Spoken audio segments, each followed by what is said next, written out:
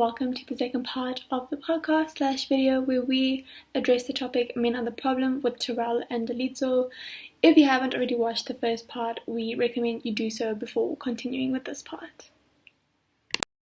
I don't know if you guys are going to kill me, but I realized, just to go back to Rumbi's question, the last prompt that came up was about how would I define the boys' culture and how would I say it affects romantic relationships between a partner. Now she just reminded about me, like brought it to my mind. When I'm trying to articulate myself well. But anyway, she brought it to my mind when she said something. Let me tell you this here, because it's the truth. I know it. I still practice it, but it's very toxic in what it leads to. It's the truth when guys tell you that your boys' friends are not your friends, right? We decided. We know now. What? which is fine. It's fine, it's your boyfriend, it's his friends, or whatever. The problem is that is used as an excuse to justify cheating and violations in romantic relationships, right? When I know that my boy is doing these bad things, if you, Savannah, approach me about my friend who's doing these things or whatever, the first thing that comes to mind is, I'm my boy's friend before I'm Savannah's friend, right? Which now, like you said, Nasha, it goes back to how we deal with men that cheat versus how we deal with the actual victim of the situation. We always, after that, I go back to my friend. I'm like, don't do this, bro. Don't do it next time. I didn't tell her, because you're the boy, but just don't do it again. I think that's one example of how the boys' culture negatively affects romantic relationships. Mm-hmm.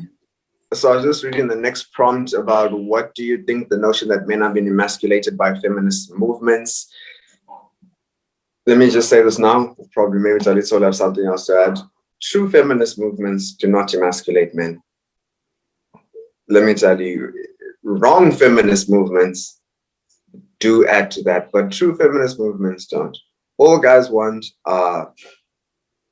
the simple word is equality, fairness, justice. That doesn't affect how I'm seen as masculine or feminine, I feel.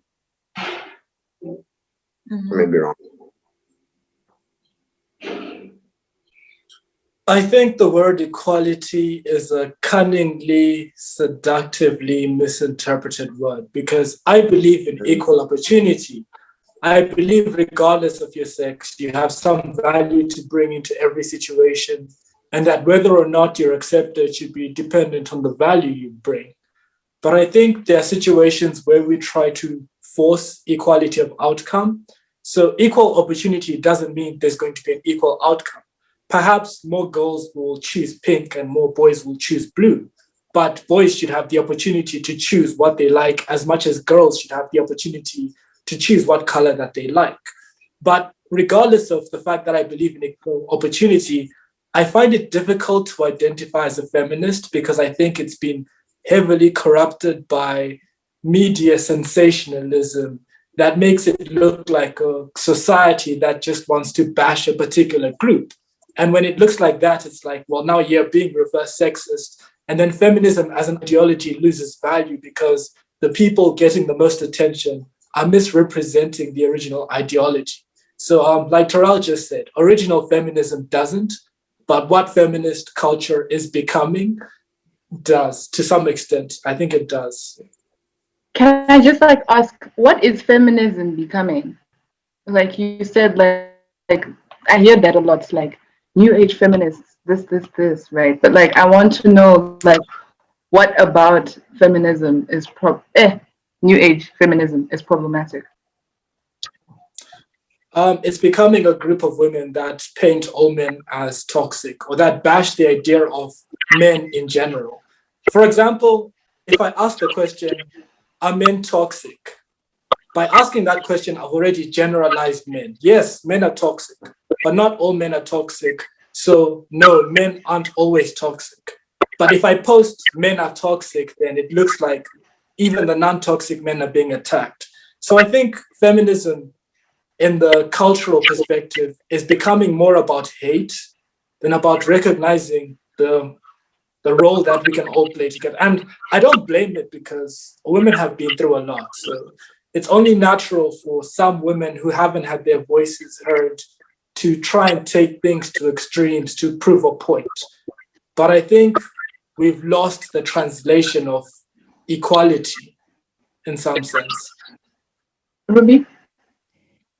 But don't you think that feminists have sort of taken the stance whereby at first it was recognizing that this is the role that men could take and trying to communicate that, and then they've been met with resistance? Because if we're going to look back at when feminism started factually, they met it with a lot of resistance.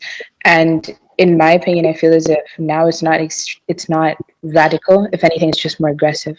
So I think to this, I'd ask how it's toxic, because genuinely, I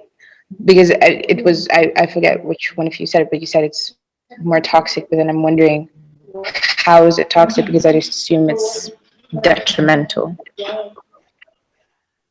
Maybe before Dalitso speaks or anyone has anything, I wanted to say that the thing is with the idea that, because Rumi just spoke about how feminism has been met with aggression and things like that. And I'd have to say to that I'm only 21 years old. I'm unlearning a lot of ideologies that have been embedded in me through my relatives, my parents, my grandparents, and that has been seeped into generations. So naturally to me, it's going to come with a resistance. And I don't know, in general, I'm speaking in general, possibly for a lot of men in this. It takes a lot of unlearning to reach this new idea of what you know is the right thing that needs to be in place in society, which is why it seems to me as radical or extremist as like what Dalitso was saying, because I'm like, guys, I'm trying to unlearn things that I've been taught since I was 2 years old, 3 years, so I don't want to say have patience, because there's no time for patience anymore, but we need to keep the focus on what we want to achieve. I feel like, I don't know if I agree. no, you made sense. With like what I have this debate, we have this debate as we are not both all the time. And at the risk of like regretting saying this when I'm a lawyer or something, the one who's like, I want blood, I want war, give me violence, right? And my best friend is always the one who's like, no, we have to coddle men. We have to, like, quote, like we have to like teach them. We have to like carry them through this process, right? And you then like you have debates about this, and I think that it's something that has manifested. The debate has manifested itself in like every arena where people are trying to like dismantle oppression. Do we go the Mandela route or do we go Malcolm X? And I think in trying to study it and understand it, both seem to be necessary, because we have you, the Terrells, who want to sit down at the table and be taught. You want to come and like you ask questions. You want to know. You want to understand, right? And then we have the Chance the Rapists. You see, so the problem. Sorry, Nasha, to speak over you. The problem I then have is if the Terrells of this world come and I want to learn, and you want to coddle me, it's fine, and you're willing to do that. And then the Terrells of the world slip up and does something wrong. I don't want to, what's this example? They're all bad things, oh my gosh. But something wrong, right? And I'm then reverted instantly to war and bloodshed. For example, you reminded me of the issue of why it's wrong to call women females. and I do that on social media, and instantly I'm bashed as this terrible person, when maybe it's something I haven't learned yet. That's just an example, obviously. I don't know, how would you guys suggest that that's dealt with? I think because I'll speak on behalf of myself. I'm someone who generally, yes, I said I want war, right? But like above all else, I want to reach a point of peace. Like the road to hell was paved with good intentions. Like everyone wants good results, everyone wants this stuff, but like the way we go about it is different. But above all else, like I do want there to be like a society where like great things happen, blah blah blah, you know what I'm trying to say, right? I think the people that are victims of oppression should be offered grace. Like I would want you as Terrell to dig deep, deep, deep inside yourself. Deep, because I know you it's kind of it's two minds fighting, because you're like, I'm really trying hard for these people. I'm desperately trying hard for these people. Like, do you see how hard it is to be a feminist around all of these dudes? And I'm always supporting you guys. And the moment I slip up, it's like a get out. It's not nice, right? But then the other mind, I would beg you to dig deep and find it in yourself to be like, okay, these people have been suffering, these people have been ignored, these people have been victims of many abuses that I might never understand in my entire lifetime. Let me move past my ego and just continue to grow and to learn. Let me grant them grace, you know, because it's easy. The difference is if we offer you grace, right? It's like we're allowing you to perpetuate toxic things. Like, in as much as it shouldn't be like that, you should be allowed to make mistakes, right? So like, I feel like you would just need to come to a place where you're like, okay, these are kicked puppies. The kicked puppy just bit me because I did something that its previous owner used to do. Let me not kick it again. Let me just like cuddle it into submission again. Let me continue to be a good owner. If that made sense. I hope that made sense to you. Yeah. I don't understand. Who said feminism isn't a club? Sev, what do you mean? What I mean by that is like, if you misstep somewhere, you do something that isn't feminist, is not going with the ideals and stuff, like slipping up and saying, okay, like females and stuff like that. It's not like you've been kicked out of the club. And because it's just, I think it's a mindset, and it's just a lifestyle. I don't know. It's a lifestyle as well. And you keep it moving. It's not, I guess, exclusive. And it's hurtful, yeah. As much as, I guess, media portrays it as. Yeah. It's not like you have a feminist card and you're like, now you're invited to the feminist cookout. Like, yeah, you can be kicked in and out. Like, we mess up too. Like, even as feminists, yeah. Like, oh, I just spent an hour singing to very, very like terrible things, and you're like, that was weird. Like, is that like growth space that not everyone? Some people claim they know everything. The people that claim they know everything, hold them accountable for messing up. You must look at them and crucify them, because why are they claiming that they are the Jesus of feminism? They are not. No one elected them Jesus for feminism. So like the rest of us who admit that we are learning, I don't think we are going to cancel you first. Yeah. I just wanted to say, I wanted to respond to Terrell, because I think what you just described is the result of cancel culture. Like, a lot of it is just a result of cancel culture. It's like you say something, you slip up, everyone's like, oh, wow. But that's unfortunate. But to a certain extent, it comes from a place of, like, they owe you nothing. Like, the oppressed owe you nothing. Whereas, like, oh, you are experiencing some discomfort from the fact that we expect you to read a few articles on how you could trigger some people in saying this. Do you know, like, I feel like that's the mentality behind it. I mean, I understand that it is I understand both perspectives. I'm like trying to speak for both sides, because I understand that I play on both. Like, I do walk the fine line where I'm like, okay, sometimes I'm like, yo, wow, but then also there are times where I'm like, you know what, this person probably doesn't know. So. I wanted to say, I don't know if anyone said this, but like, ooh, yeah, emasculation is a weird word. Like, it's strange. I don't understand how like what how can you be stripped of your maleness? And then you'd also have to go on and define what is maleness. And then certain not I assume non-biological features will be like stuck on that. Like aggression belongs to men. Anger, that's for dudes. Smiles, that's for girls. Make sure you're always happy. Like we'd have to come to a point where we're like defining maleness. But wait, can you actually be this is not gonna sound good. I'm sorry, like I stop. I can't concentrate. I can't read. Are you searching? No. Okay. Can you actually be emasculated by a woman? Actually, yes. Can we give that like quick?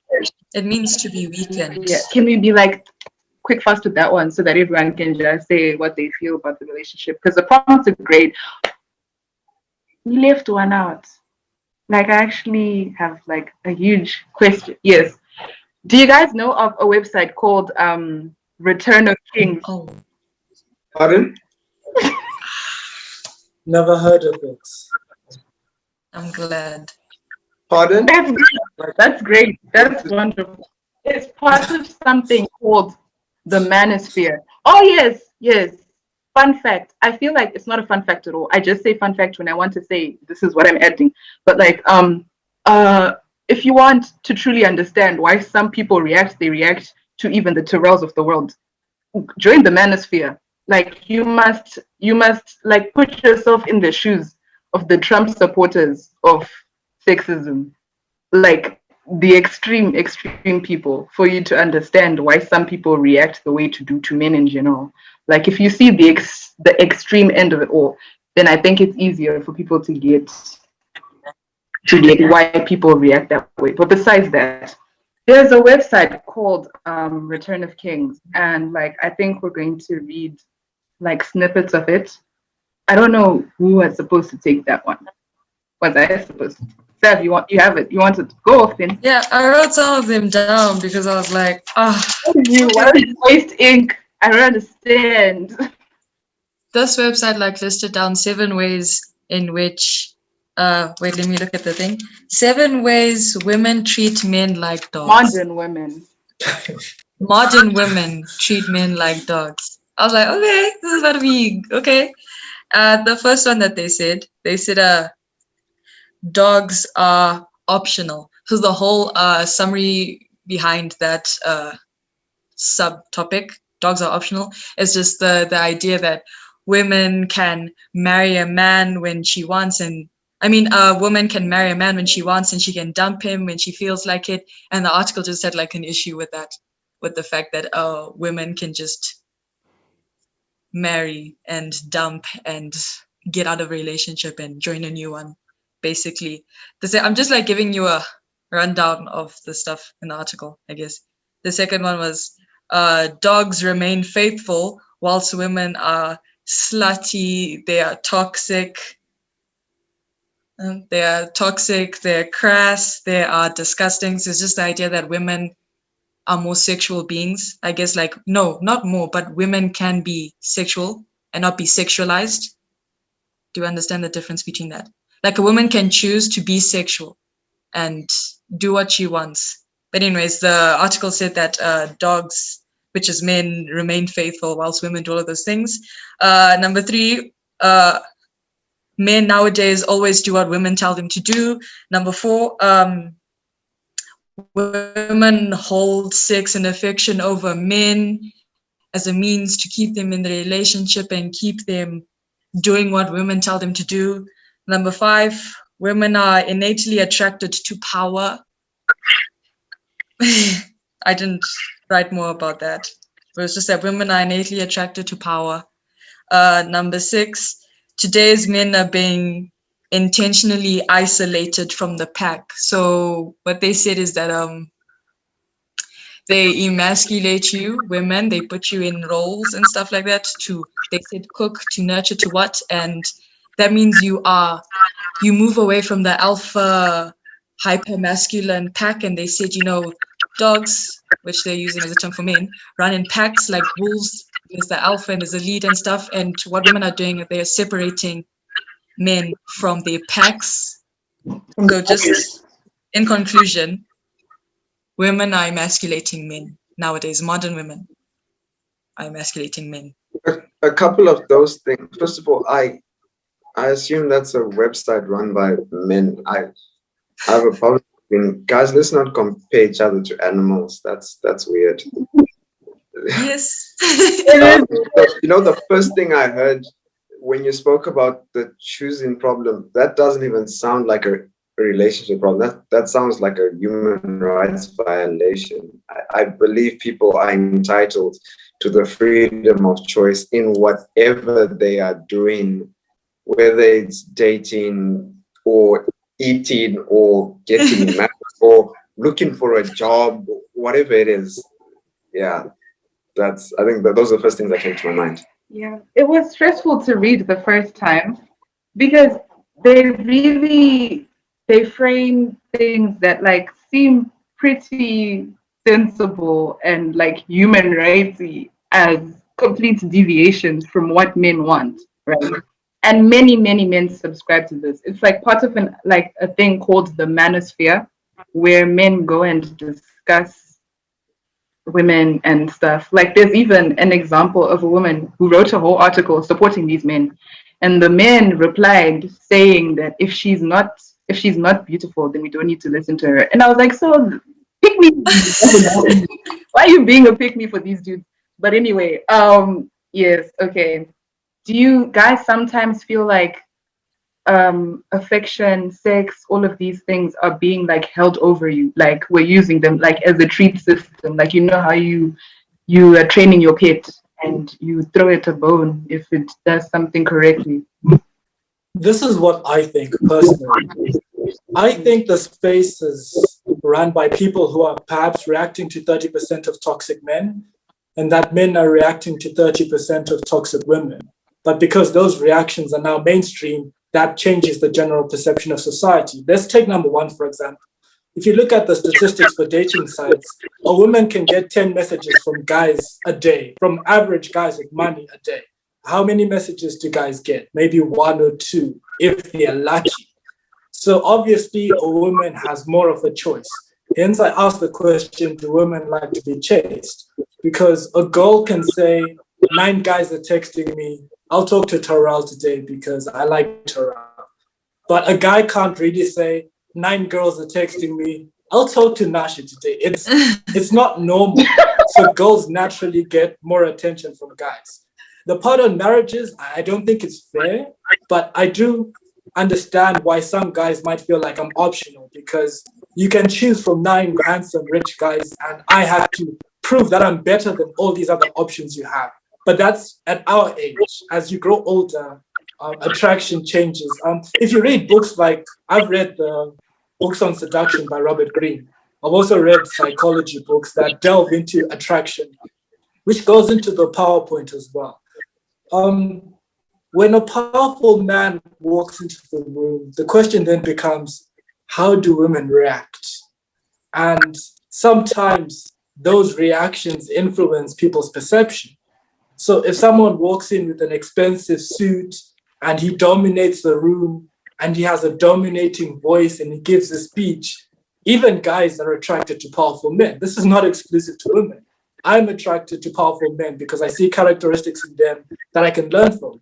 I like people who are driven, and men who are driven are attracted to females. But I think sometimes we take it in the wrong context. For example, money. If I'm a girl, I want to be with a guy who can provide for my children. So I would prefer if I can provide as well. I want financial security so that my children can go to good schools. But sometimes we turn it around and say, then you're being a gold digger. So I think women who are gold diggers exist, but sometimes we misinterpret things that are naturally attractive. So powerful men may be attractive. I don't think there's anything wrong with that. It means he's driven and he's willing to do what he needs to do to get what he wants. That's attractive. Are you attracted to powerful women? Yeah, Are sure. you attracted to women who are driven? Are you attracted to women who will do what they need to do? Personally, very much. I am so attracted to powerful women. I love dominant women. This is my personal preference. If you're a woman and you're not driven, that means I'm going to become. We like, for example, Malcolm and Marie. If you've watched that movie, I don't want a woman who then has to rely on my validation for her self-worth. And it's unfortunate that patriarchy has ingrained mentalities that make it come to that. But women can be powerful in their own sense. And I'm not saying she has to be a businesswoman, but if she's confident in herself and she's a go-getter and her aura motivates me, I'm deeply attracted to that. Just to answer that How many question. times have I told you jokingly that I'd love to be a house husband to someone who will go to work every day and all the time. I wish you a good fortune in your journey. I feel like I feel like the Terrells of this world are looked down upon, and for unjustifiable reasons. I feel like a lot of dominant women meet the wrong men and then say men are frightened by our dominance. Ladies, Terrell is, I don't know if Terrell is currently available, but ladies, Terrells do exist. When I stopped and we're good cooks. I love cooking. So if Zendaya ever listens, some of us are, well, I love cooking, ladies. I cook better than a lot of people I've met. I'll end there because this is a family-friendly show. Parental guidance is advised. But I've taken a lot of time. Anyone else would like to share? But wait, my point is just some of these points are perverted to paint a bad picture, but some things are natural.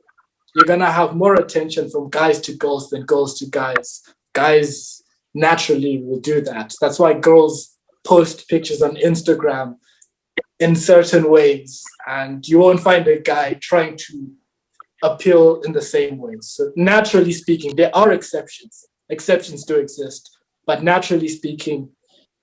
Do you like a woman who's more powerful than you?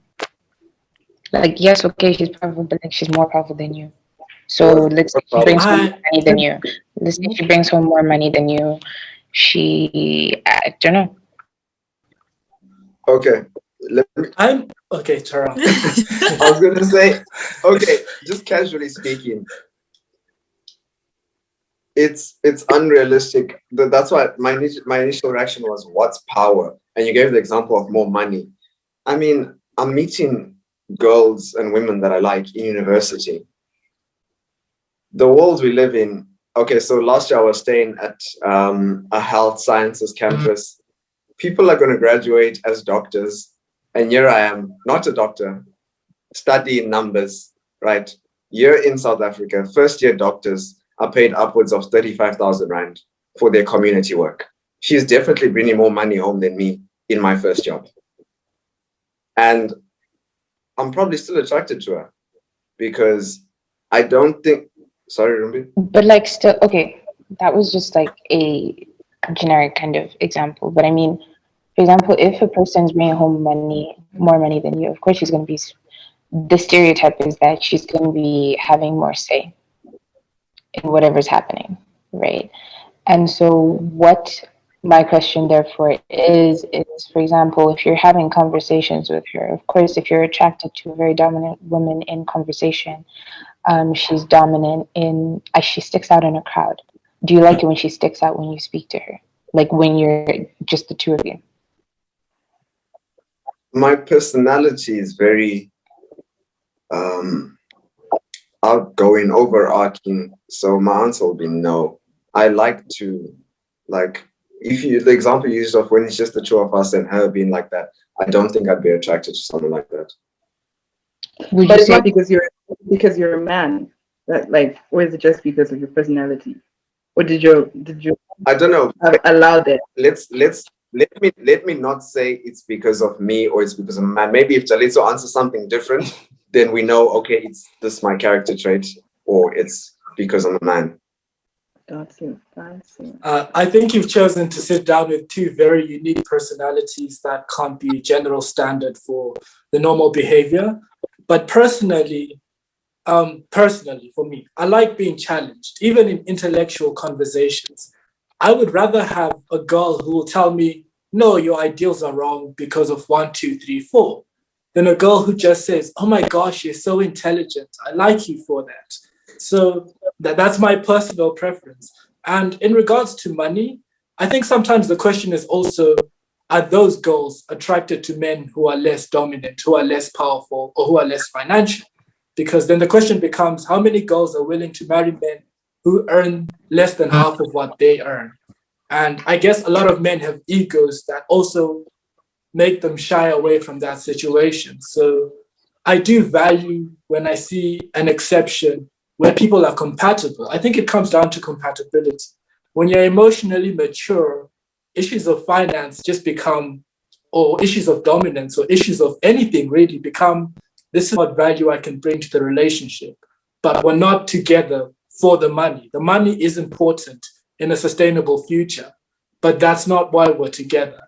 But I think that's something that people in older ages to our demographic suddenly realize. So for our generation, I think it would be a little bit difficult to assume that money doesn't play a significant part, because in most cases, you go to a cafe, you watch people, you see the waiter will naturally go to the man for the payment. And it's natural. We don't even notice it.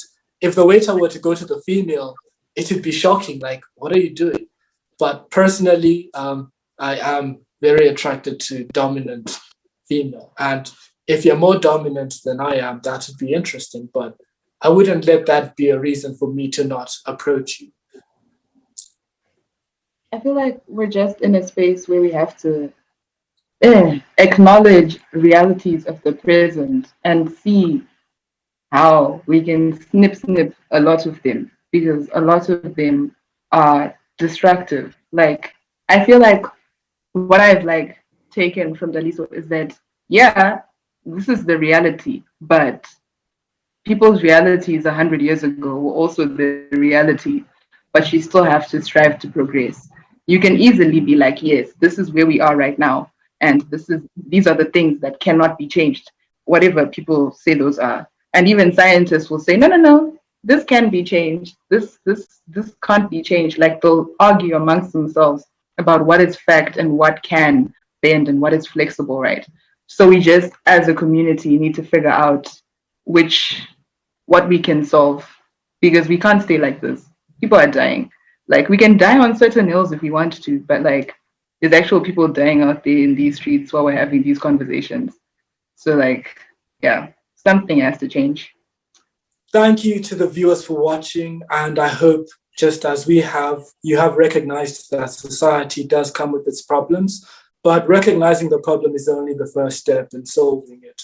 We also need to take practical steps, even in our personal lives, to do what we can to promote equality, because in the end, we want an equal world for everyone. So once again, from the rest of the team, we are not broads. I'd like to say thank you, and till we meet again. Hey.